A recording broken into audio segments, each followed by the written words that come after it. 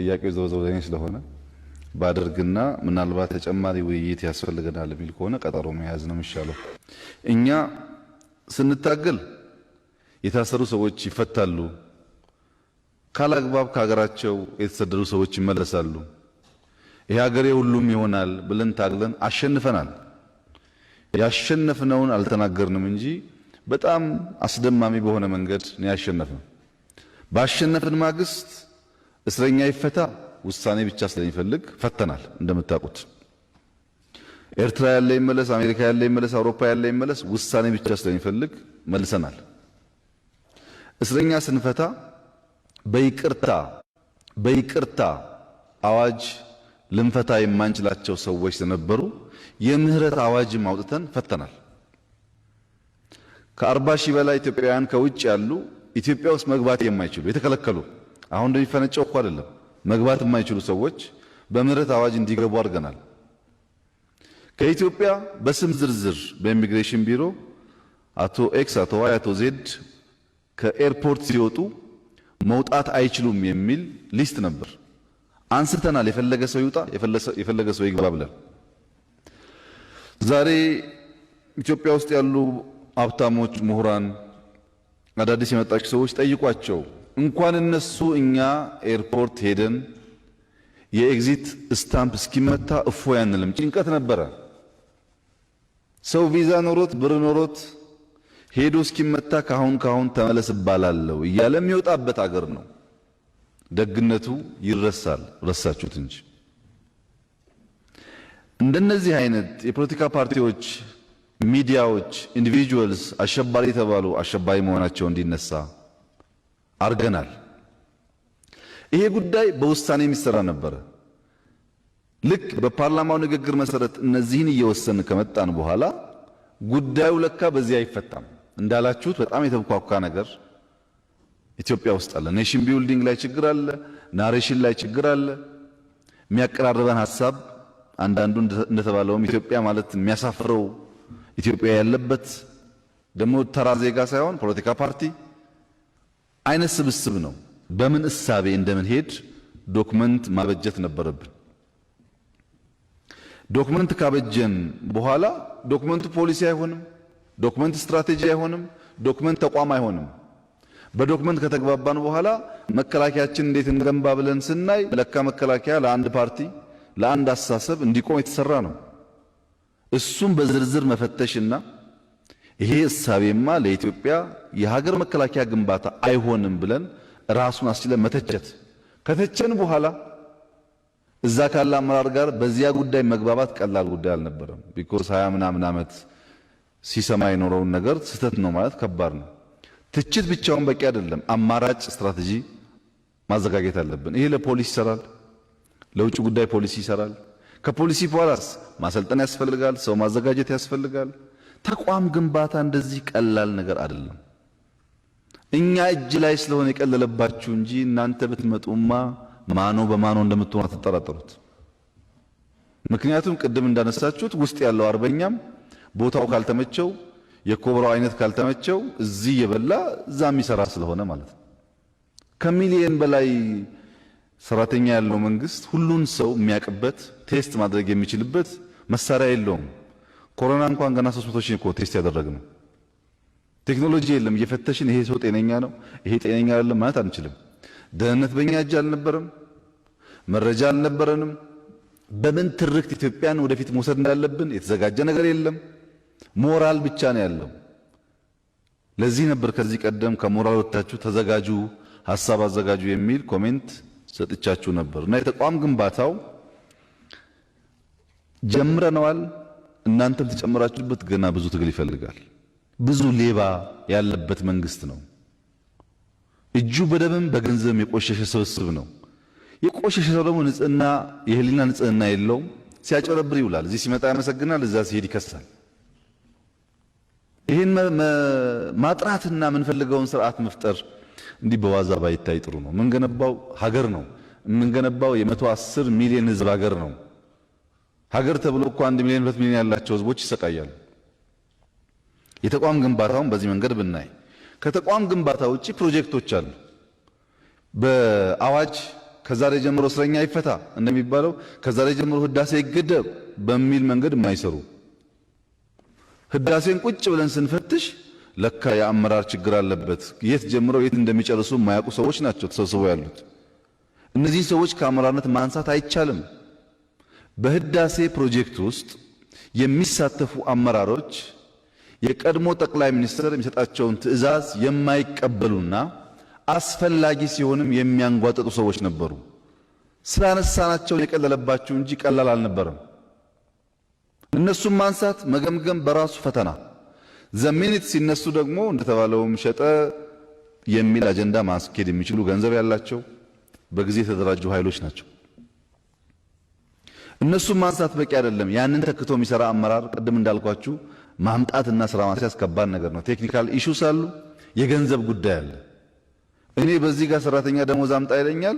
ልክ ቢሮ ገብቼ በማግስቱ የሳሊኒ ፕሮጀክት 600 ሚሊዮን ዩሮ አምጣ አለኝ በማግስቱ። እንኳን ለሱ ልሰጠው ለሰራተኛ ደሞዝ ነው ከፍሎ አልነበረኝ። ይሄን በአዋጅ ልቀይር አልችልም። ከየት ነው ገንዘብ አምጥቼ ይሄን ነገር የማስቀጥለው? ምክንያቱም ህዳሴ እንደ ሐሳብ በጣም ምርጥ ሐሳብ ነው፣ ግን አልተመራም። ስላልተመራ ውጤት ሊያመጣ አይችልም። እንዳልኳችሁ በተደጋጋሚ ለውጡ ባይመጣ በ10 ዓመትም አያልቅም ህዳሴ። በዛ ትራክ ላይ አልነበረም። ህዳሴ ብቻ አይደለም፣ የስኳር ፋብሪካዎች አሉ፣ ኢንዱስትሪያል ፓርኮች አሉ። ነጌሌ ዳዋ የሚባለው የግድብ ፕሮጀክት እኮ የተከበራቸው ፖለቲካ አመራሮች ግድቡ አልቆ ዘሆል ፕሮጀክት አልቆ አርሶ አደር ጋር ተወያይቶ ውሃ መያዝ ባለመቻሉ የነበረው አመራር 3 ዓመት ቁጭ ብሏል። እንደዚሁ 3 ዓመት ማለት ቀላል እንዳይመስላችሁ። ኢነርጂ ሺፍት ነው ኢትዮጵያ ውስጥ ኢነርጂ የለም። ኢንቨስት አድርገናል፣ ውሃ ለመያዝ ግን አልቻልንም። ይህንን በአዋጅ ልንፈታው አንችልም። መገምገም፣ ማየት፣ ማስተካከል ይፈልጋል እና ሂደቱን በዛ መንገድ ብታዩት ጥሩ ነው። ተቋም ግንባታ ትንሽ ያስቸግራል። ሰው ቆሽሿል። መስረቅ ባህል ሆኗል። መዋሸት፣ መቅጠፍ ባህል ሆኗል። የያዘው ቦታ ትልቅ ሊሆን ይችላል፣ ቀጣፊ ነው። የራሱን ህንፃ ገንብቶ የመንግስት ቤት የሚሻማ ነው ባለስልጣን የሚባለው። ስንቱን እናውቃለን እኛ በየሰበታና በየቡራዩ የተደረደረ ህንፃ ስንቱን እናውቃለን። ደህንነት እኮ በእኛ እጅ አልነበረም። ሌባ ነህ ስንለው በማግስቱ ተነስቶ እኔ እንትን ጠበቃ ነኝ ይላል። ሌባ ጠበቃ የሆነበት ሀገር ነው። ሌባውን ነጥለን እንዳናነሳ ደግሞ ህዝቡ በእንደዛ አይነት ማታለያ ቋንቋዎች፣ ብዙ ርቀት በማይወስዱ ቋንቋዎች ለጊዜውም ቢሆን ኢንፍሉዌንስ ይደረጋል። ይሄን በትዕግስት በማስተዋል ካልሄድም በስተቀረ እናንተ እንዳሰባችሁት በቀላሉ የሚሆን አይደለም። እኔም ማረጋግጥላችሁ ባለፈው 2 ዓመታት ኢኮኖሚ ላይ የነበሩት በርካታ ስብራቶች ከእሳቤ ጀምሮ ለውጥ ለማምጣት ሙከራ ተደርጓል። አሁንም ችግር አለ። አሁንም ስራ ይፈልጋል። በፖለቲካው የመጣው ለውጥ ለምሳሌ በመንግስት ሚዲያ ቀላል ኤግዛምፕል ልስጣችሁ። በመንግስት ሚዲያ ጋዜጠኛ ሆኖ የሚጠይቀውን ሰው ይሄ ለውጥ እኮ ለውጥ ያመጣ ብለን ስንጠብቅ የባሰበት ሆነ፣ እናንተ ዝም ብላችሁ ተቀምጣችሁ ብሎ መጠየቅ የሚችል ጋዜጠኛ ስለ ለውጥ ይጠይቃል። ሰውየውም ይመልስለታል። እኔ ብሆን እንዲህ ብለህ መጠየቅ የቻልከው እኮ ለውጥ ስለመጣ ነው እንጂ መንግስት በዋልታ ውስጥ በፋና ውስጥ በኢቲቪ ውስጥ እንደዚህ አይነት ጠያቂ ጋዜጠኞች ተሸክሞም ልሸከም አስበውም አያውቅም። ለውጥ ከዛ ነው የሚጀምረው። ሌላው ሂደት ነው። ራስን ሳትለውጥ ሀገር መለወጥ፣ ፓርቲ መለወጥ የሚባል ሁኔታ ውጤታማ ያደርግ። ስለዚህ ተቋም ግንባታው አስቸጋሪ ነው። እንዳላችሁት የእናንተ ድጋፍ ያስፈልጋል። ቢያንስ በኢንፎርሜሽን የሚያጭበረብረውን የሚሰርቀውን በየቦታው እያሰረ 4 ወር 5 ወር የሚያስቀምጠውን መረጃ የሰጣችሁን ከተጋገዝን ፈር እየያዘ ይሄዳል የሚል እምነት አለኝ። እኔም በሱ መንገድ እንተጋገዝ። እኛ እንጀምረዋለን፣ እናንተ ብትመጡም አያልቅም። ተቋም ግንባታ ቱል ቴክስ ይርስ። የጃፓን ኢኮኖሚ ፋውንዴሽን ተቋም ግንባታ ነው። የኮሪያ ኢኮኖሚ ፋውንዴሽን ተቋም ግንባታ ነው። ልማታዊ መንግስት የሚባል ፍልስፍና የለም፣ ቲዮሪ የለም፣ አስተሳሰብ የለም። ሜተድ ነው። ችግር መፍቻ ሜተድ። ችግር መፍቻ ሜተድን ተቋም ገንብቶ የፈቱ ሀገራት በምን አይነት መንገድ እንደፈቱ ምሁራኖች የነበራቸው ሚና፣ ፖለቲካል ፓርቲዎች የነበራቸው ሚና እናንተም ብታግዙን ጥሩ ነው ብዬ አስባለሁ። ሁለተኛ ያነሳችሁት ሰላም ነው። ስለ ሰላም ያላችሁ ኮንሰርን ያነሳችኋቸው ኢሹዎች ምንም ልዩነት የለኝም። ግን የተከበራችሁ የፖለቲካ ሰዎች እባካችሁን ሌላ ሰው ሞቶ ሌላ ሰው ታስሮ እናንተ ሳትታሰሩ ሳትሞቱ ሳትደሙ ስልጣን መያዝ ግን አታስቡ። አሁን ችግር የሆነው እንደፈለግን እናባላለን። እኛ መታሰር የለብንም። ቢኮዝ እኛ የፖለቲካ ፓርቲ አባል ነን፣ በቲቪ የምንታወቅ ሰዎች ነን። ለማባላት ቀንደኛው ባለቤት እኛ፣ መታሰር ያለበት ግን ሌላ ሰው ነው ብለን እናምናለን። እስቲ አስቡት፣ እስካሁን ባያችሁት ግጭት ውስጥ ግጭትን የሚያቀናብሩ ሰዎች እንኳን እነሱ ወንድሞቻቸው ቆስሎ ያውቃሉ? ልጆቻቸው ቆስሎ ያውቃሉ? የድሃውን ልጅ ማባላት መብት፣ የድሃው ሲታሰር የህግ የበላይነት ማለት ትክክል፣ አንተ ስትነካ ስተት። እንደሱ ብዙ የሚያዋጣ አይመስለኝም። የሚያዋጣን ነገር የእግር ኳስ ጨዋታን መሰረታዊያን ማወቅ ነው። ቀላል ነው ፎርሙላው። 5 አክተርስ አሉ። አንደኛው አክተር የሚጫወቱ ቡድኖች ናቸው። ቡድን ኤክስ እና ቡድን ዋይ ከሌለ ጨዋታ የሚባል ነገር የለም። ባዶ ሜዳ ውስጥ ታስፈልጋላችሁ። እናንተ የፖለቲካ ፓርቲዎች የጨዋታው ቡድን ስለሆናችሁ አስፈላጊ አክተር ናችሁ። ግን ብቸኛ አክተር አይደላችሁ። ሌሎች አክተሮች አሉ። ቡድኖቹ የመጫወቻ ሜዳ ያስፈልጋቸዋል። የመጫወቻ ሜዳ ከሌለ የሚሆነው ምንድነው? ቡድኖች አሉ። በቴሌቪዥን ማንቸስተር እና ቼልሲ እንደሚባለው በርቀት የሚያዩ ይሆናሉ እንጂ ሜዳ ውስጥ ገብቶ አይጫወቱም። በየቀኑ ሜዳውን እያፈረስን የሜዳውን መጠሪያ እየተጠየፍን ኳስ ጨዋታ የሚባል ነገር የታለ? ሀገር እያፈረስን የሀገር መጠሪያ ዲና እያደረግን መጫወት አያስፈልግም። ፖለቲካል አኒማል ከሆን መጀመሪያ ሀገር መኖር አለበት፣ መጫወቻ ሜዳ መኖር አለበት የሚለውን ነገር ሁሉም ሰው የሚያምንበት ካልሆነ በስተቀር ሊሆን አይችልም። ሶስተኛው የጨዋታ ህግጋት ናቸው።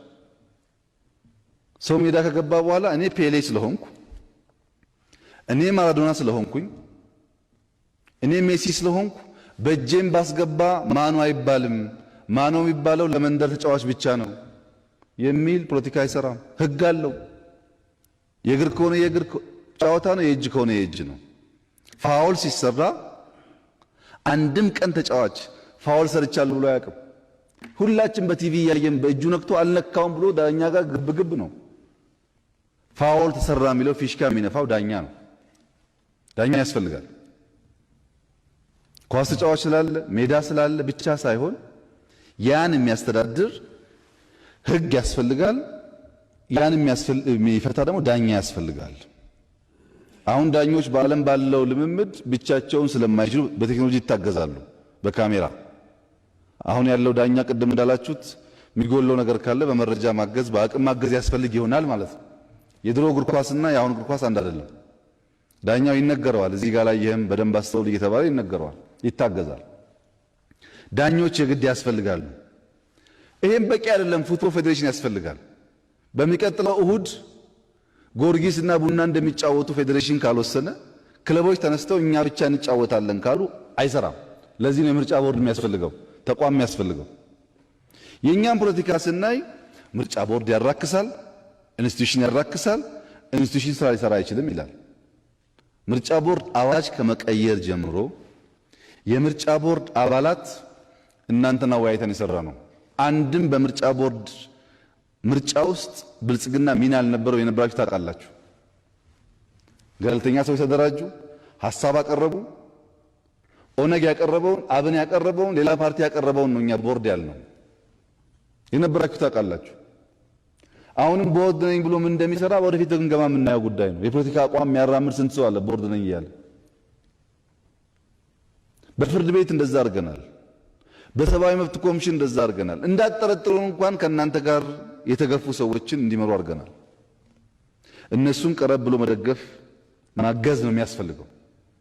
እዚህ ያለን ሰዎች ተቋም እየናቅን፣ ህግ እየናቅን፣ ህግ የሚያስከብሩ ሰዎች እየናቅን ስለ ዲሞክራሲ ብንናገር ሰሚም አይኖርም። ወደፊትም ዲሞክራሲ ማረጋገጥ አይቻልም። 5ቱን ህጎች ማክበር አስፈላጊ ነው። የእናንተ ማራዶናዎች ቤታችሁ ያዟቸው። በኢትዮጵያ ውስጥ የተለየ ማራዶና የለም። እኔም አንተም የሚዳኘን ህግ ነው። እኔም ካጠፋው ፍርድ ቤት መሄድ አለብኝ። ለምን ታዲያ ይሄን ካመናችሁ ዝም ብላችሁ ከፍታችሁ ተዋችሁ ካላችሁ ኮሽ ባለ ቁጥር ካሰር መልሰን ወደ ነበርንበት ስለምን ሄድ ትንሽ መታገስ ስለሚያስፈልግ ያን ብናደርግ ህዝቡም ይገነዘባል የሚል ሐሳብ ስለነበረን እንጂ አቶ አዳነ እንዳነሱት የሚያሳስር ማስረጃ ጠፍቶ ነው እንዴ? ሁላችሁም የምታውቁት አይደለም? በየአደባባዩ የነበረውን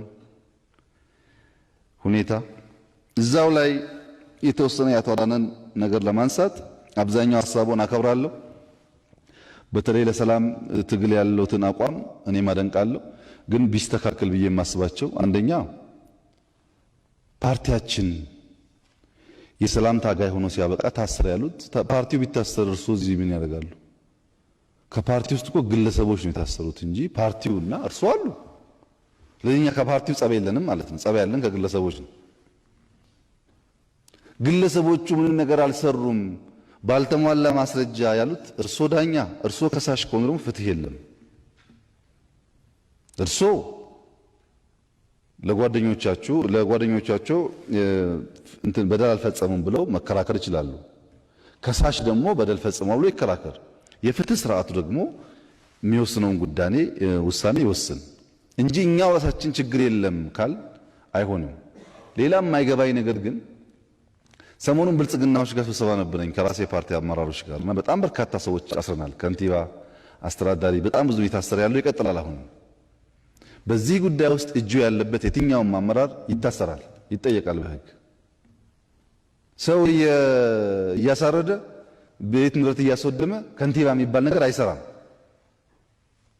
እና እኛ ላይ ብቻ ነው ወይ እስሩ እኛም ማዘዝ ስለምትችሉ ነው ወይ የሚል አከራካሪ ኢሹዎች ተነስተው ነበር በእኛ ውስጥ።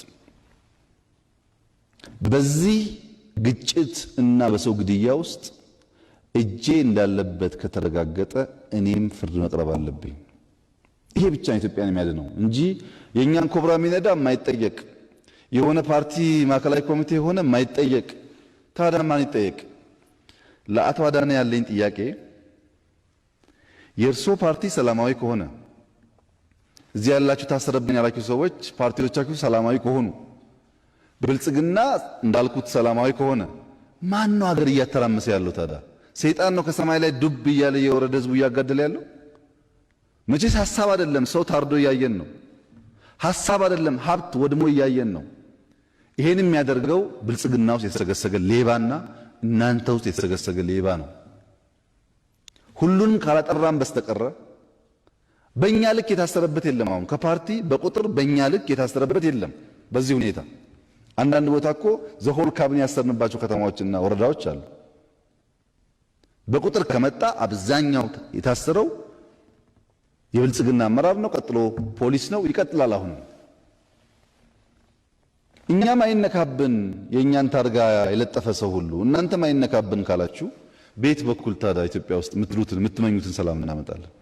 ወንጀለኛ አይኑር የሚል መግባባት መፍጠር ነው የሚሻለው። ይሄ እንደተጠበቀ ሆኖ የሐሳብ ነጻነት እርሶንም ቢሆን አይችሉም ማለት መብት ይኖርናል እንዴ? በጣም ብላችኋል እኮ ከዛም በላይ ብላችሁ የለ እንዴ? ከዛም በላይ እኮ በጣም ብዙ ብላችኋል። መች ተናግሬ ያውቃለሁ? የሚሳደቡ አለ እኮ ልክ አብሮ የቆሎ ጓደኛ ይመስል ሲሳደብ የሚውል እኮ አለ። ተናግሬ አላውቅም። እንዳሉት ነው መፈቀድ አለበት እሱ። ምንም እንኳን ኢትዮጵያዊ ጨዋነት ያለበት ውይይት አስፈላጊ ቢሆንም በዚያ ብለን ያሰርነውም ማሰር ያለብንም ሰው የለም። ሁለተኛ ያነሱት ቁም ነገር እስር ቤቱ ከጤና ጋር ምቾት ጋር ያነሱት ጉዳይ ይሄም ስትሪክትሊ መታየት ያለበት ነው። እኔ እስካሁን ያለበት ነገር አላውቅም፣ ፎሎ አደርጋለሁ። ማንም ሰው በእስር ምክንያት እንዲጎዳ አንፈልግም። በፍጥነትም ፍርድ ቤት ቀርቦ አንዳንዱ በዋስ መታየት ያለበት ካለም ቢታይ ችግር የለም። እዚህ ጋር ግን ጥንቃቄ የሚያስፈልገው ነገር በዚሁም ለህዝቡ መልእክት እንዲሆን እኔ ጋር ሽማግሌ አደራጅቶ በመላክ እኔ ጋር ሰዎች አደራጅቶ በመላክ ጉዳዩን ለመፍታት የምታስቡ ሰዎች ቅንነታችሁን አደንቃለሁኝ። ግን አንድ ያልገባችሁ ሚስጥር አለ። እኔ የእናንተ ፓርቲ አባላት አጥፍተሃል ይቅርታ ጠይቅ ብትሉኝ ዝግጁ ነኝ። ምናና ማረሚያ ቤት እያቸው ብትሉኝ ዝግጁ ነኝ። የነሱን እስር በአንድ ቀን መጨመርም በአንድ ቀን መቀነስም ግን አልችልም። በሽምግልና ላይ ሲፈልግ የሚፈታ ሲፈልግ የሚታሰር ከሆነ ምን ያደርጋል ዴሞክራሲ?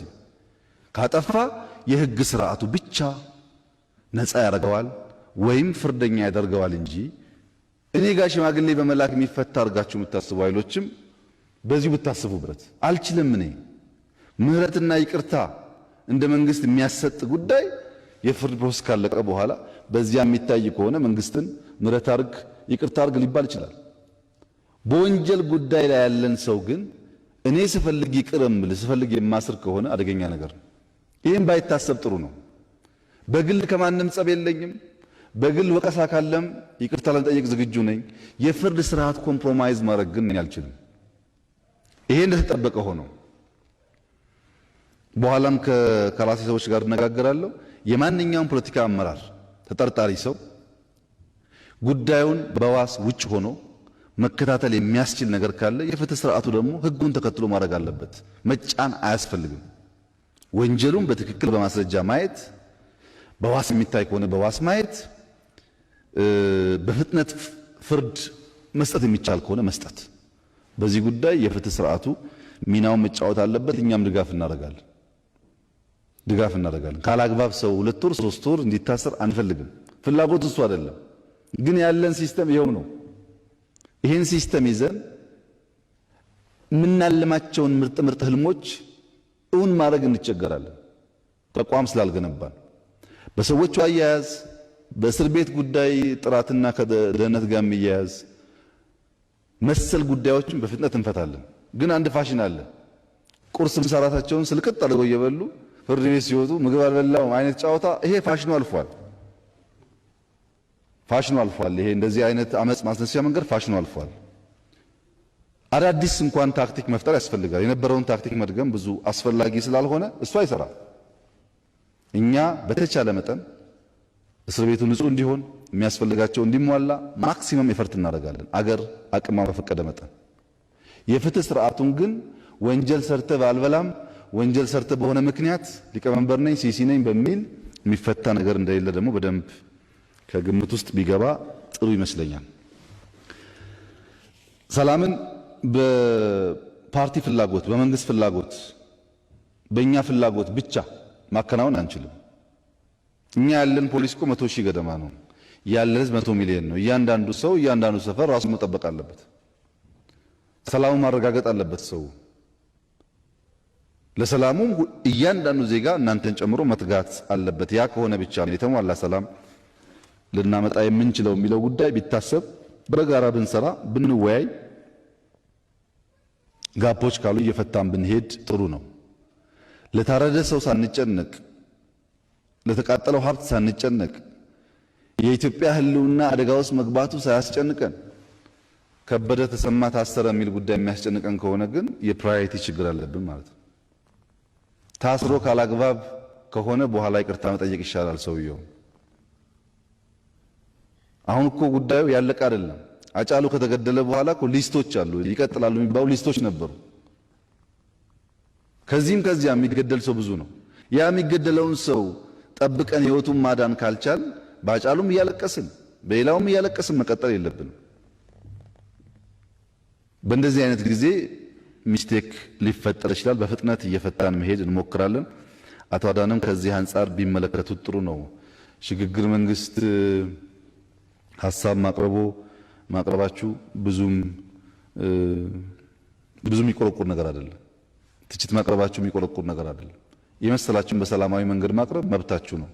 ሐሳብ እስከሆነ ድረስ የግለሰቦች ኦፒኒየን ሳይሆን በማስረጃ በሁኔታ የተተነተነ ሐሳብ እስከሆነ ድረስ ምንም ችግር የለም። በዛም ደግሞ ሰው መጠየቅ አንፈልግም። ጥፋት ካለም አብረን እያረምን ብንሄድ ነው የሚሻለው እንጂ እስሩን ብቻ ካጎላ ነው እናንተ መኖር እኮ አትችሉም። መስሏችሁ ነው እንጂ ከብልጽግና ሊስት ከሆነው ሰው እኩል ከእናንተም እኮ ሰው ሊስት ሆኗል የሚገደል። ይሄ ሰላም ለሁላችን ነው፣ ለአንድ ወገን አይደለም። እና ሰላሙን በጋራ ማስጠበቅን ብናስብ ነው የሚሻለው። አቶ አዳነ ላነሱት በፍጥነት ግን መፍትሄ እያገኘ ይሄዳል ብዬ ተስፋ አደርጋለሁ። ደቡብ በሚመለከት ብዙ ነገር ነው ያነሳችሁት። እንግዲህ ሁላችሁም እንደምታውቁት በደቡብ ክልል ውስጥ ኦልሞስት ሁሉም ዞኖች ሄጄ ውይይት አድርጌያለሁ። ለነሱም ነግሬያቸዋለሁ። ጠቅላይ ሚኒስትር ሆኖ ደቡብ ህዝቦች ጋር እንደኔ ውይይት ያደረገ የለም። በ2 ዓመት ሳይሆን በ20 ዓመት የለም። ጊዜው ስጃ ወያይቻቸዋለሁ። በርካታ ጥናት አካሂጃለሁ። ገና መጥቼ በማግስቱ እኮ ነው ካለቀከን የሚለው ሐሳብ ባካችሁ ጊዜ ስጡኝ እያልኩ እየለመንኩ ነው የቆየሁት። እንደምታውቁት አሁን ዋናው ችግር ብልጽግና ነው። ዋናው ችግር እኛ ውስጥ ያሉ ሰዎች ገና ለገና ፕሬዝዳንት ለመሆን ነው የሚያጣድፉት ጉዳዩ። ይሄን ገምግመን ሌቦች ናችሁ ለህዝብ እድገት አልቆማችሁም ብለን 2-3 ቀን ጊዜ ወስደን ገምግመናል። አሁን እየገመገሙ ነው ያሉት። ግን እነሱ ብቻ አይደሉም፣ በእናንተም ወገን በርካታ ችግር አለ። ስትራክቸሩን ቁጭ ብሎ መፈተሽ፣ የህዝብን ፍላጎት ማየት ችግር የለበትም። ግን የግል ጥቅም ለማሟላት ተብሎ ህዝቡን የሳት ራት ማለት ትክክል አይደለም። እሱን ህዝብ እያወያየ ነው። እውነተኛ ቅን ሐሳብ ካላችሁ እናንተም ገብታችሁ ማገዝ ነው። ደቡብ ላይ 2-3 ክልል ማድረግ ልማታችን ላይ ኢምፓክት ያመጣል ብሎ ህዝቡ ካመነ ችግር የለውም።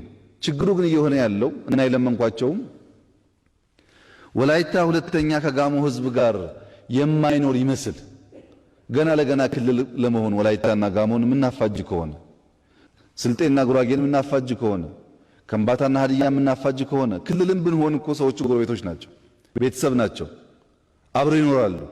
ይሄ ነገር ይቅር የሚል በጣም ጊዜ ወስደን አወያይተናል። አሁንም እያወያየን ነው፣ ውስጣችን እያየን ነው። እናንተም ብታግዙ ጥሩ ይሆናል። ከዚሁ ጋር ተያይዞ በደቡብ በኦሮሚያና በአማራ ነው ጎልቶ የተነሳው። ሌሎች ክልሎች ካለም ከብልጽግና ጋር ትነጋገራላችሁ። ከነገ ጀምሮ የኦሮሚያ ብልጽግና ጽህፈት ቤትና ፕሬዝዳንት፣ የአማራ ብልጽግና እና ፕሬዝዳንት፣ የደቡብም እንደዚሁ ቁጭ ብላችሁ መነጋገር አለባችሁ። ይሄንን አቶ ብናልፍ ብታመቻች፣ ለምሳሌ አርባ ምንጭ ላይ ሰው ታስሯል የሚለውን ጉዳይ አሁን መልስ ሰጥ ይቸገራል። በደቡብ ክልል የሚንቀሳቀሱ ፓርቲዎችና የኛ ፓርቲ ተወካዮች እዛ ያሉ ከመንግስት ጋር ሆነው ቁጭ ብለው የታሰረ ሰው ካለ፣ የተገረፈ ሰው ካለ፣ የተጎዳ ሰው ካለ እየፈተሹ በአስቸኳይ ማስተካከያ እርምጃ እንዲደረግ በእርሶ በኩል ሪፖርት እንዲመጣ። እንደዚህ አንፈልግም። እኛ ሰው እንዲገረፍ እንዲደበደብ አንፈልግም። ግን ሁሉም ጉዳይ ስለማናቅ አሁን እዚህ መልስ ብሰጥ ስለሚቸገር የደቡብ ከደቡብ ጋር፣ የአማራ ከአማራ ጋር፣ የኦሮሚያ ከኦሮሚያ ጋር ተነጋግራችሁ አቶ ብናልፍ ሰብሰቢያ ሪፖርት ከሰጠኝ በሚቀጥለው ፕሬዘንት አደርግላችኋለሁ ያለው ሁኔታ።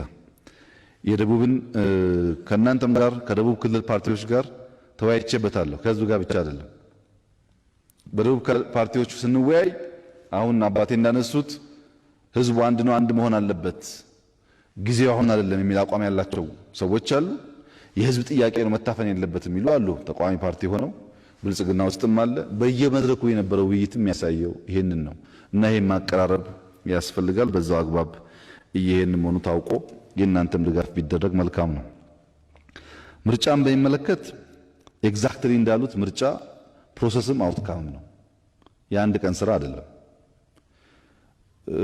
ባለፈው ምርጫ ይደረግ እኛ ስንል የነበርንበት ምክንያት እንዳነሳችሁት 46 ፓርቲዎች መደረግ የለበትም ብለው 6 ፓርቲዎች መደረግ አለበት ካሉ በኋላ አሁን በሚዲያ ላይ ግን የሚታየው ብልጽግና ምርጫ መደረግ የለበትም የሚል አቋም ይዞ ሌሎቻችሁ ደግሞ መደረግ አለበት ያላችሁ በሚመስል መንገድ ነው ኮሙኒኬት የሚደረገው። ምርጫ አይደረግ የሚሉ ኃይሎች ከዚያ ፊት የነበሩት ቀላል የማይባሉት ምርጫ ቢደረግ የሚቆሙበት ቦታ ስለሌላቸው ምርጫ ሳይደረግ እኔ የእንትና ፓርቲ ሊቀመንበር ስለሆንኩ ስልጣን ስጡኝ፣ ስልጣን ብቻ ነው ጉዳዩ። ምርጫ የማያስፈልግም፣ ዲሞክራሲ የማያስፈልግም። ለዚህ ነው ሽግግር መንግስት የሚሉት። ሐሳብ ቢኖራቸው ሐሳባቸውን ኦርጋናይዝ አድርገው ለአንድ ዓመት ምርጫ እንኳን እናንተ ብልጽግና ይህን ሁሉ ሪሶርስ ይዞ መዘጋጀት በጣም ከባድ። ተዘጋጅቶ አሰልጥኖ ሐሳብ ለይቶ ለህዝብ መቅረብ ነው ተገቢ የነበረው። አይደረግ የሚለው ሁሉ የነበረውን ሲቹዌሽን በማየት አይደለም። ከተደረገ ምንም ተስፋ የለኝም፣ ካልተደረገ ግን ዘመኑ አልቋል፣ ህግ አብቅቷል ብዬ ስልጣን ማግኘት እችላለሁ የሚል እሳቤም አለው። ኮሮና ከመጣ በኋላና በጋራ ካየን በኋላ ደግሞ ነምበር 1 ተቃዋሚ መጀመሪያ አይደረግ ብሎ እጅ ያወጣ ሁሉ እንዴት ምርጫ በኮሮና ምክንያት ይሰረዛል ሲል ነበር። ስለዚህ ሁሉም ውሳኔ ተቀባይነት የለውም። ይደረግም ቢባል አይቀበልም፣ አይደረግም ቢባል አይቀበልም ማለት ነው። ለዚህ ነው የ46 እና 6 ጉዳይ ያለው። ከትግራይ ክልል ጋር ተያይዞ ዶክተር አረጋዊ አንስተዋል። የኛን ፖዚሽን ነው እንዲያውቁ ፈልገው። በትግራይ ክልል ግጭት እንዲነሳ ወይም ከአማራ ወይም ከኤርትራ ወይም የፌዴራል መንግስት ግጭት እንዲያነሳ በጣም ይፈልጉ ኃይሎች አሉ። እንደዚሁ ከምንሸነፍ በጉልበት ተመታን በሚል መጨረሻችን ይደምደም የሚል ሐሳብ ያላቸው ሰዎች አሉ። እኔ ለእርሶ ላረጋግጥ የምፈልገው ከትግራይ ክልል ጋር ውጊያ የመክፈት ፍላጎት የለኝም። የትግራይ ክልልም የጥይት ድምጽ መስማት ይበቃዋል የሚል ሙሉ እምነት አለኝ። በቂ ጊዜ ወስዷል ብዬ ስለማስብ ለዚያ ህዝብ ክብርና ለዚህ እምነት ሲባል ደግሞ እርሶ እንዳሉት በርካታ ችግሮች ሲያጋጥሙ ቆይተዋል። አሁን መምረጥ ነው። እኛ ብዙ ነን፣ ገንዘብ አለን፣ ፌዴራል ነን፣ ፖሊስ አለ፣ ወታደር አለን ብለን ከገባን ያው እንደምታውቁት እነዚህ ማስገደል እንጂ መሞት የማያውቁ ሰዎች አይሞቱም። ውጊያ ደግሞ ሰው አይመርጥም። አርሶ አደርም ይገላል፣ ሴትም ይገላል፣ ህፃን ይገላል። ሰው ከምንገድል ህዝቡ ገብቶት ጉዳዩን በሰላማዊ መንገድ እስኪፈታ ብንታገስ ይሻላል የሚል ጽኑ እምነት ነው ያለን። በቂ ኪሳራ ስለሆነ እኔ በእድሜ አብዛኛዎቻችሁን ባላክልም ኤርትራ ስመላለስ ያየሁት ነገር ያ የ30 ዓመት ውጊያ ኪሳራ እንደሆነ ነው የገባኝ። ምንም ትርፍ ላይ ያመጣ በየተራራ የፈሰሰው ደም ያሳዝነኛል። ያንን ስህተት መድገም አለብን ብዬ አላስብም። ጠቃሚ ነው ብዬም አላስብም። ለጊዜው ነው ሆያ ሆየው እንጂ ከታገስን ሁሉም እየረገበ ቦታ መያዙ አይቀርም። በአረና ውስጥ ዋጋ የምትከፍሉ በቲዲፒ ውስጥ ዋጋ የምትከፍሉ ሰዎች ካላችሁ ለህዝባችሁ የምትከፍሉት ዋጋ እንደሆነ አርጋችሁ ማየት አለባችሁ። ለግላችሁ አይደለም። ለዚያ ህዝብ ሰላም ሲባል የሚከፈል ዋጋ አርጋችሁ ማሰብ ጥሩ ነው። ብዙ ጊዜ ፕሮቮክ ይደረጋል ባይዘው ግጭት እንዲፈጠር ፌዴራል መንግስት መታ እንዲባል ይፈልጋል። እኛ እነዛን ጥፋተኞች ብቻ ለይተን የምንመታበት ሁኔታ ቢመቻች ኖሮ ባልጠላን፣ ህዝቡን ግን የዚያ ግጭት ሰለባ ማድረግ አንፈልግም። በዚያ ምክንያት እንታገሳለን። ምርጫ በሚመለከት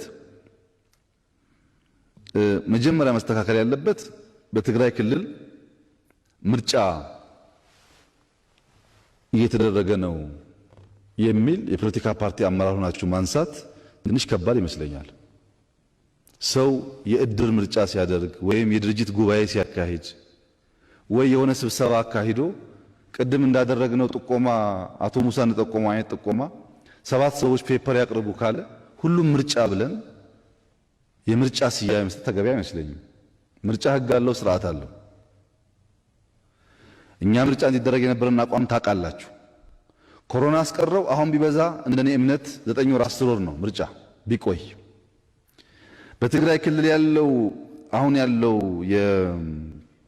የእንቅስቃሴ ለምርጫ ቦርድ ጥያቄ አቅርበዋል። ምርጫ ቦርድ ምላሽ ሰጥቷል።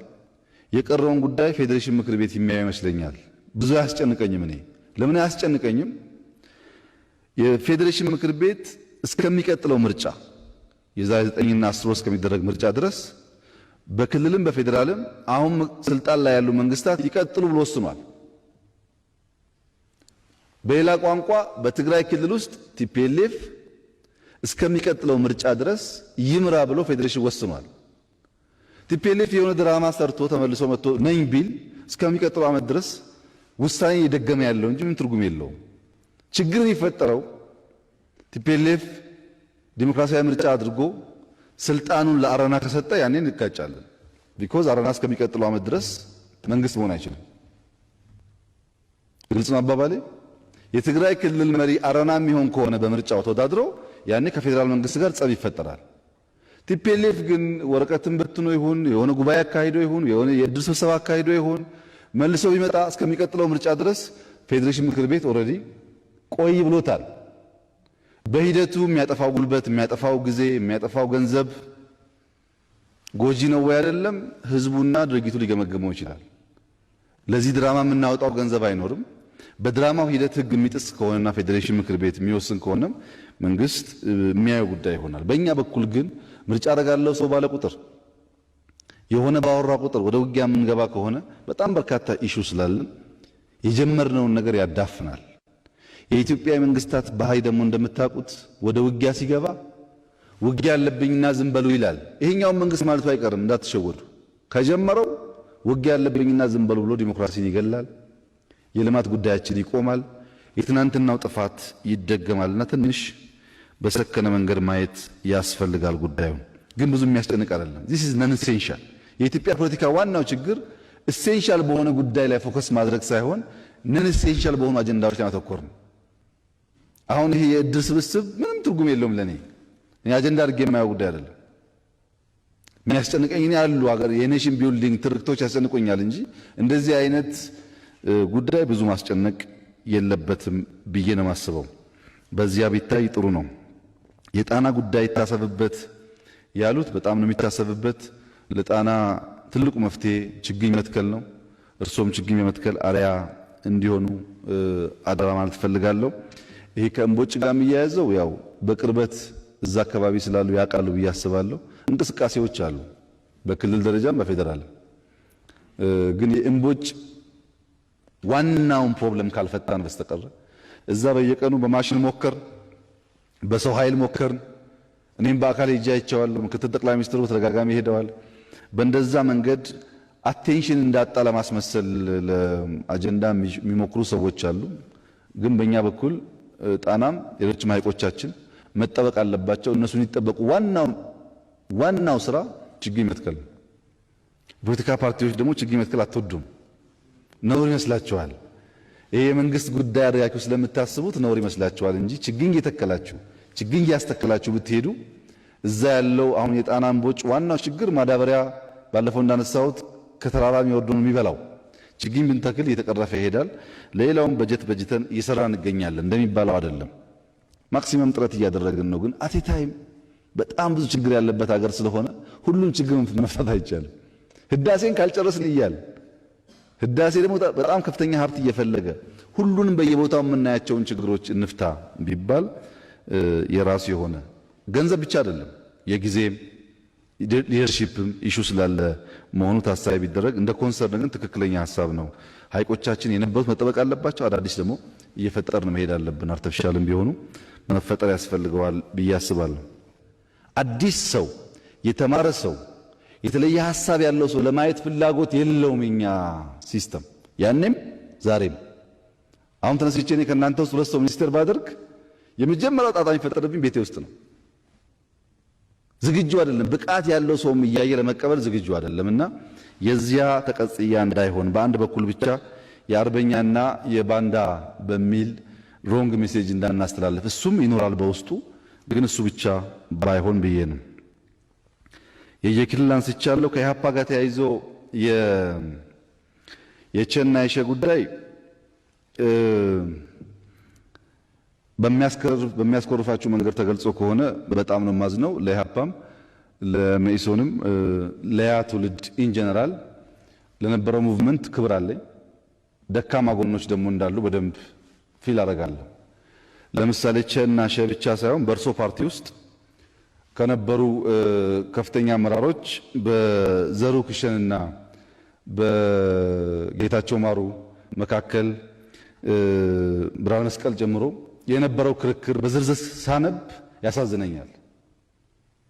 60 ሰዎች የገደለው ደርግ ፋሺስት ነው ወይስ ፋሺስት አይደለም የሚል ስም ለመስጠት ደርግን እንደግፍ ወይ እንደግፍ በከተማ ነው በጫካ እንታገል የሚል ክርክር ጌታቸው ማሩ መሞቱ ያሳዝነኛል። ያ ጊዜ ትውልድ በጣም ኢሞሽን የሚያጠቃው እና በጣም ለአይዲያ የተቸነከረ እንደሆነ ፊል አደርጋለሁ። ግን ፓርቲዚያን ፈጥራችኋል ኢትዮጵያ ውስጥ። አሁን ያለውን እንቅስቃሴ እኛንም ጭምር በማምጣት ትልቅ ሚና አላችሁ። ብዙ ትምህርት የሚወሰድባችሁ እንደሆናችሁ አውቃለሁ። ይሄ እንደተጠበቀ ሆኖ ግን እርስዎም እንደሚያውቁት በመኢሶንና በኢህአፓ መካከል በአይዲዮሎጂ ደረጃ ከንግግር ያለፈ የሚያፋጅ ጉዳይ እንዳልነበረ ያውቃሉ። ሁለቱም ሌፍቲስቶች ናቸው። መንግስቱ ሌፍት፣ ፓርቲዎቹ ሌፍቶች ናቸው። ነገር ግን ተቀራርበው ተወያይተው ችግር እንኳን ካለ እያጠበቡ እንደመሄድ በቋንቋና በዴፊኒሽን ስንትና ስንት ሰው እንዳለቀ እርስዎ ያውቃሉ። የእኛን ኤግዛምፕል ላንሳሎት። ትምኪትና ጠባብ የሚባል ቋንቋ ነበረን እና ይሄ ትምኪት የሚባል ቋንቋ ህዝቡ እያስኮረፈ ስለሆነ፣ ጠባብ የሚለው ቋንቋ እያስኮረፈ ስለሆነ ኮንቴንቱን ሳንቀይር በውስጥ ያለውን ሐሳብ ሳንቀይር ትንኪትና ጠባብ የሚለውን ተርም ብቻ እንቀይር ሲባል ያ ጊዜ ትውልድ ያብዳል። ትንኪት ከተነሳማ አብረን መታገል አንችልም ይላል። ኮንቴንቱን አይደለም ተርሙን። እንደዚህ አይነት የመቸከል ነገር መጥፋት አለበት የሚል እምነት ነው በእኔ በኩል ያለው እንጂ ያኔ ትውልድ ምንም አልሰራም አልታገለም ወይም ጀግንነቱ ለማንበብ መሞከሩን የሚያራክስ እምነት ብዙ የለኝም። እና ቸናሸን ምናልባት እናንተና ሜሶን ነካ ለማድረግ ፈልጌ ያነሳሁት ሐሳብ ይሆናል። ስለናንተ በጣም ብዙ ስላነበብኩ እና ጊዜ ሳጠፋው ዝርዝር ችግሮቻችሁን ከፈለግን ጊዜ ወስደን መወያየት እንችላለን። በጣም ብዙ የሚተች ነገር እንደነበረ መደበቅ አይቻልም። ኃይሌ ፊዳ አልጄሪያ ሄዶ የነበረው ከእናንተ አማሮች ጋር የነበረው ንግግር ቢግባቡ ኖሮ አብዛኛው ነገር ይፈታ ነበር። ኃይሌ ፊዳ ከአውሮፓ አልጄሪያ የሄደበት ጉዳይና ያወያያቸው ጉዳይ ያን ያክል የሚያጋድል አልነበረም በኔ ንባብ። የእርሶን ያክል ባላቅምና እንደዚህ አይነት ነገር በዛ ቢታይ የሚገባችሁ ክብር ግን እንዳለ ሆኖ እሱ ብቻ እኮ አይደለም። ህብረ ብሔራዊ ፓርቲ ለመፍጠር የነበረውን በሽታ በዚያ ጊዜም በኋላ በቅንጅት በህብረት ጭምር የነበረውን በሽታ ስታዩ እነሱን ነገሮች ሳንፈራ በደንብ ገምግመን ካላስተካከል አሁን ብልጽግና እንዴት አድርጎ ነው ከእናንተ ፓርቲ ጋር የሚዋሃደው? እንደ ነውር ነው የሚታየው፣ እንደ ታቡ ነው የሚታየው። አብሮ መስራት ተገቢ ያልሆነ ተብሎ ነው የሚታሰበው እንጂ እኮ አይዲያ አምጣ ቢባል እዚህ የተሰበሰበው 100 ሰው ቢበዛ 2 ወይ 3 ሐሳብ ነው ያለው። ያንን ገምግመን ካልተቸን በስተቀረ አሁን የጋራ መንግስት መፍጠር አንችልም። የባለፈውን መገምገሙን በዚያ ቢያዩት እንደውም ከኔ በላይ እርሶ ስለሚያውቁ የበለጠ ደካማ ጎን ጠንካራ ጎኑን በደንብ ቢያሳዩት ጥሩ ይሆናል ብዬ አስባለሁ። ቁንጽል ትችትም ትክክል አይደለም። በደፈናው ደግሞ ያኔ ትውልድ የሚባለውንም እንከን አልባ አድርጎ ማሳየትም ትክክል አይደለም። ጠንካራ ጎኑን መያዝ፣ ደካማ ጎኑን ማረም፣ መደመር እንደዛ ነው የሚለው። ትናንትና ውስጥ ወረትም አለ፣ ትናንትና ውስጥ ውዝፍ ስራም አለ ይላል። ዛሬ ውስጥ ጠንካራ ጎን አለ፣ ዛሬ ውስጥ ደካማ ጎን አለ ይላል። ነገ ውስጥ ተስፋ አለ፣ ነገ ውስጥ ስጋት አለ ይላል። የጊዜ ታካኪ አንሁን የሚለው መደመር ለዛ ነው። እና በዚያ ቢረዱኝ እርሶን ለማስከፋት ወይም የሀፓን ለማስከፋት ተደርጎ ባይታሰብ ጥሩ ነው። የእናንተ ብቻ ግን አይደለም። ነፃ አውጪ የሚባሉ ፓርቲዎችም እንደዛ ናቸው። ለምንድነው ቲፒኤልኤፍ እና ኦነግ ዛሬ ባንዲራውን በጋራ ማንጠልጠል የሚችል ከሆነ ያኔ ግንባር መፍጠር ያልቻለው? ሐሳቡ አንድ ነው፣ ሌፍቲስት ነው፣ የነፃነት ግንባር ነው። መጠየቅ አለብን እኮ ለምንድን ነው ብለን እና ያንን በሽታ በደንብ ማየት ጠቃሚ ይመስለኛል። ሌላው ከእስረኛ ጋር ያለው ቅድም ባነሳሁት መንገድ የሚታይ ሆኖ የፖለቲካ ፓርቲዎች ብታዩት ብዬ የማስበው ዴሞክራሲን ከህግ የበላይነት ውጪ ከመደማመጥ ውጪ ከመከባበር ውጪ ልናመጣው አንችልም። ያ ሁሉም በአቅሙ የሚከተለው አለ፣ ጉልበት አለ፣ መሳሪያ አለ።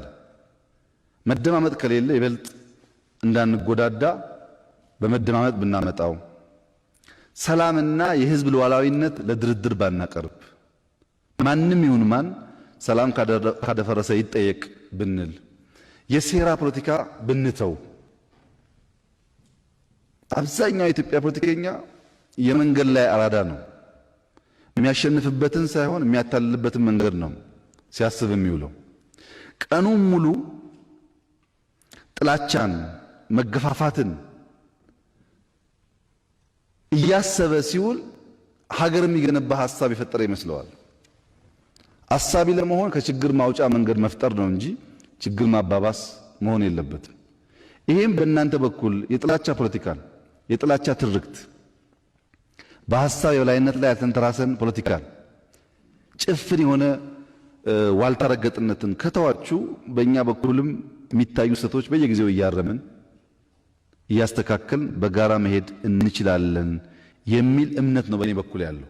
በእናንተ በኩል ግን የእናንተ ጋፕ ሳይታያችሁ ችግሩ ሁሉ የመንግስት ነው፣ ችግሩ ሁሉ የፓርቲ ነው ካላችሁ ውጤታማ አንሆን። አንድ አርሶ አደር ከአንድ ከተሜ ጋር ዲል ነበረው። ለ100 ግራም ዳቦ 100 ግራም ቅቤ ማቀበል። ከከተማ 100 ግራም ዳቦ ይቀበላል፣ እሱ ለ100 ግራም ቅቤ ለዳቦ ጋጋሪ ይሰጣል። ብዙ ጊዜ ዳቦ እየወሰደ ቅቤ እየሰጠ ከኖረ በኋላ አንድ ቀን ከተሜው ቅቤውን ሲመዝን ጎሏል ግራሙ ከ100 ግራም እና ያን አርሶ አደር ይከሰዋል። ውላችን 100 ግራም ዳቦ ሰጥቼ 100 ግራም ቅቤ መቀበል ነው። ከዚህ ቀደም ስለማልጠረጥረው አልመዘንኩም። አሁን ስመዝነው 100 ግራም ሳይሆን ቀንሷል፣ 90 ግራም ሆኗል ብሎ አርሶ አደሩን ሲከስ አርሶ አደሩ ፍርድ ቤት ቀርቦ ክቡር ፍርድ ቤት እኔ አርሶ አደር ነኝ፣ ዘመናዊ ሚዛን የለኝም፣ ሁልጊዜ ዳቦ ከተቀበልኩ በኋላ ዳቦን በአንድ ጎን አስቀምጬ ቅቤ በሌላ በኩል አድርጌ ነው የምሰጠው እና 90 ግራም ሆኖ እንደሆነ ቅቤው ዳቦ 90 ግራም ሆኗል ማለት ነው፣ መመዘኛዬ የሱ ዳቦ ነበረ ብሎ መልሶ እሱም ነፃ ወጣ ይባላልና የኛ መመዘኛ እናንተ ናችሁና ይሄ ብልጣ ብልጥነቱን እና ሁለት ቦታ መጫወቱን በተቻለ መጠን ማስቀረት መሞከር ያስፈልጋል። በተቻለ መጠን ምክንያቱም ምንም በሻሻ ብንወለድ በብልጠት ብዙ ከናንተ ስለማናንስ ማለት ነው። እሱን ትተን በሚያከባብር በሚያቀራርብ መንገድ ማየት ጠቃሚ ነው የሚሆነው። ለምሳሌ ከኦነግ ጋር ተያይዞ ቀደም ብዬ እንዳነሳሁት ብዙ የረዳነው ድርጅት ነው። በገንዘብ በአቅም እንዲደራጅ ከነበረበት ሁኔታ እንዲወጣ የረዳነው ድርጅት ነው። በባለፈው መድረክ አቅርቤ ነበር፣ ታስታውሱ እንደሆነ 2 ቦታ አትርገጡ ብዬ ነበር። አሁንም በእናንተ በኩል ሰላማዊ ትግል ነው ትክክለኛው መንገድ፣ በሰላማዊ ትግል ሐሳባችንን ሽጠን ነው ኢትዮጵያ ውስጥ በምርጫ ማሸነፍ የምንፈልግ እስካላችሁ ድረስ ሙሉ ድጋፍ አላችሁ። ግን እርስዎ በደንብ ያውቃሉ፣ ከኔ ያላነሰ ያውቃሉ። በግራ እጃችሁ ምን ይዛችሁ በቀኝ እጃችሁ ምን ይዛችሁ እንደምትታገሉ እርስዎ ያውቃሉ። እሱን አስተካክሎት። አሁን አይንን ጨፍንና ላሞኝ ሳይሆን አያስፈልገንም። በኦሮሚያ ክልል እየሞተ ያለው ሜንሊ እንታገላለን የምትሉት ህዝብ ነው። ሀብት እየጠፋ ያለው የዚህ ህዝብ ነው። እሱን እያስገደልን ስለ ፖለቲካ ከምናወራ ቢያንስ በአፍ እየተከራከርን ሰው ሳይሞት ንብረት ሳይወድም እናንተም በነጻነት ሐሳባችሁን ብትሸጡና ብትመረጡ መልካም ይሆናል። በእኛ በኩል በኦሮሚያ ክልል ለብቻም ሙከራዎች ነበሩ ውይይት ለማድረግ። እርስዎ እንደሚያውቁት ገዳይ ስኳድ አታስገቡ ከተማ ውስጥ። ገዳይ ስኳድ አይነት እንትን ጥሩ አይደለም። እኔን ለመግደል የምታደርጉት ሙከራ ተው፣ አይጠቅማችሁም ብዬ ለእናንተ አማራጮች አንስቻለሁ።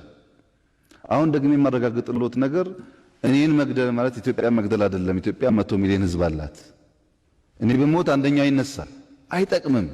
በሐሳብ እንከራከር፣ እንወያይ። እኛ ጋም ችግር ይኖራል። 1001 ቢሮ የሚዘጋ የሚያስር ሞልቷል። የለም ብዬ አይደለም። ተቀራርበን ከሰራን እንፈተዋለን። ግን እኔ ደሞዝ ከፍየው ከኔ ጋር እየዋለ ለእናንተ ወሬ የሚያቀብል ሰው እናንተም ብትመጡ ሌላ ወሬ ያቀባይ እንደሆነ ደግሞ ማሰብ አለባችሁ።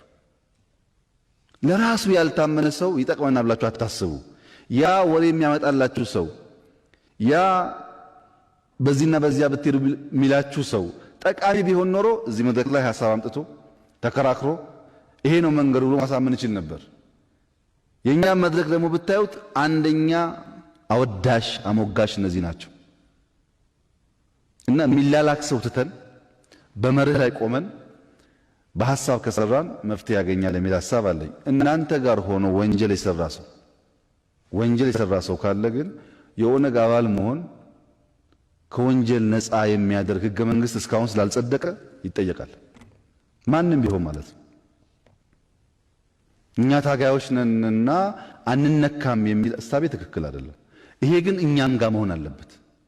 እኛም ጋር ሆኖ ስልጣን ስላለኝ እንደፈለኩ ባደርግ አልያዝም አልጠየቅም የሚለውን ሰው ካጠፋን እና እናንተም ጋር ካጠፋን ሐሳብ ብቻ ከሆነ በእርግጠኝነት የተሻለ ሀገር መገንባት ይቻላል። እና ጦርነት አይጠቅምም። ኖራችሁበት፣ አሁን በተለይ እናንተ እኮ ታውቁታላችሁ።